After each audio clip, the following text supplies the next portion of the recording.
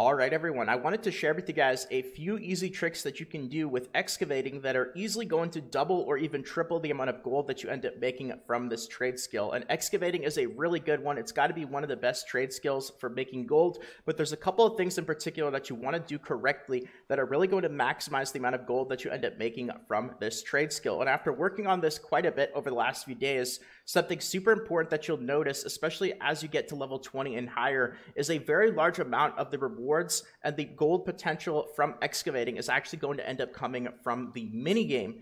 And so what you want to do is really try to maximize the rewards from the mini game as best as you possibly can. And I'm going to tell you guys one way that you can do this, and that is going to be to try to trigger your excavating minigame on a purple artifact. An old relic, I believe, when you actually go and you dig them up, they're going to be purple. I think they're called old relics compared to just the regular green relics that you find. And yes, if you trigger the minigame on a purple relic compared to a green relic, it is going to end up giving you more rewards for the minigame.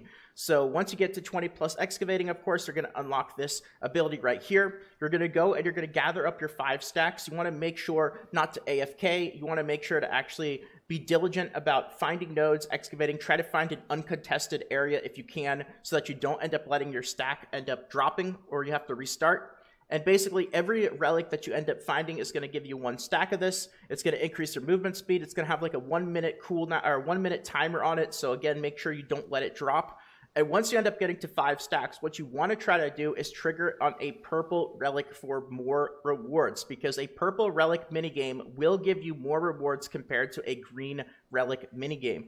And something that I actually have been trying to do is there's a key in trying to find as uncontested of an area as you possibly can, because what I will actually do is as I gather up my stacks for excavation here and I get to 3 and 4 stacks, if I actually find a purple relic close to when I'm at 5 stacks, but I'm not quite there, what I'll actually try to do is kind of like save the location on my map mentally, just kind of know where it is, and try to find some other nearby relics that are green to end up getting to 5 stacks. And then once I actually get to 5 stacks of excavation here, then I can end up going back to the purple relic that I found before, and I can end up gathering that one to trigger the minigame. Now you can see why, obviously, if you're on a highly contested node or a highly contested instance with a lot of people, a channel that's got a lot of people out there that are excavating, this is going to be a little bit more tricky to do. But if you can find a channel that doesn't have a ton of people excavating, I've been able to get away with this more times than I probably should have,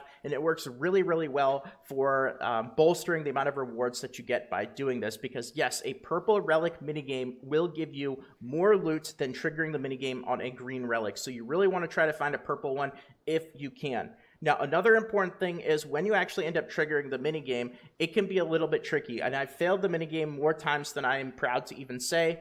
But what you can actually do is, if you know that you're going to end up failing the minigame for excavating, you can actually escape and close out of it, and then you can end up re-triggering it. Now, the important thing is to make sure to do this if you still have enough time on your excavation buff, and you probably don't want to make it so that your excavation buff goes away. So be careful when you do this. Take a look at your little action bar above your abilities and see how long you actually have on your 5 stacks of archaeology. And make sure that if you do end up canceling it because you failed the minigame, that there's enough time on your little buff, your 5 stacks of excavation, to make sure that you can trigger the minigame again. And you can actually trigger on the same node. You just kind of have to let the node end up disappearing because you won't be able to click on it. And then you have to end up searching it again, doing your little relic search, and then you should be able to re-trigger it on the very same node. Now, there's some other stuff that I want to mention, but I'm still actually testing it out and being 100% sure before I include it in a video. So I'm going to hold off on it until I've concluded some more results with more testing.